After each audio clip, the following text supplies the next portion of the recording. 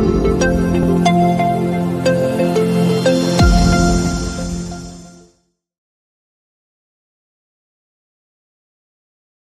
Friends, welcome to SPR media works. Punganur assembly నియోజకవర్గం చిత్తూరు జిల్లా రాజంపేట లోక్సభ నియోజకవర్గంలోని 7 అసెంబ్లీ సెగ్మెంట్లలో ఒకటి.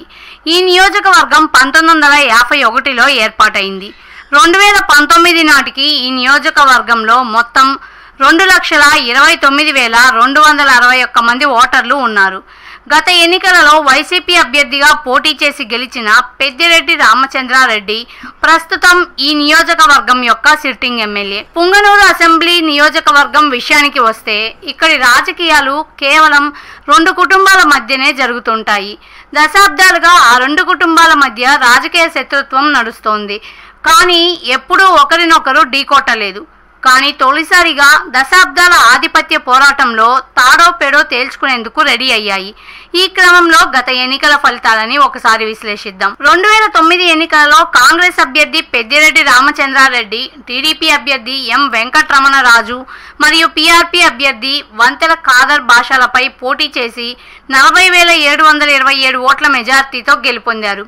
2014 ఎన్నికలలో వైసీపీ అభ్యర్థి పెద్దిరెడ్డి రామచంద్రారెడ్డి, టీడీపీ అభ్యర్థి ఎం వెంకటరమణరాజుపై పోటీ చేసి 31,731 ఓట్ల మెజార్టీతో గెలుపొందారు. 2019 ఎన్నికలలో వైసీపీ అభ్యర్థి పెద్దిరెడ్డి రామచంద్రారెడ్డి, టీడీపీ అభ్యర్థి ఎన్ ఆనేషారెడ్డి, జేఎస్పీ అభ్యర్థి బోడే రామచంద్ర యాదవ్లపై పోటీ చేసి 42,710 ఓట్ల మెజార్టీతో గెలుపొందారు. 2024 ఎన్నికలలో వైసీపీ అభ్యర్థి పెద్దిరెడ్డి రామచంద్రారెడ్డి, టీడీపీ అభ్యర్థి చల్లా రామచంద్రారెడ్డి, బీసీవైపీ అభ్యర్థి బోడే రామచంద్ర యాదవ్, కాంగ్రెస్ అభ్యర్థి డాక్టర్ జి మురళీమోహన్ యాదవ్ల మధ్య పోరు జరగనుంది.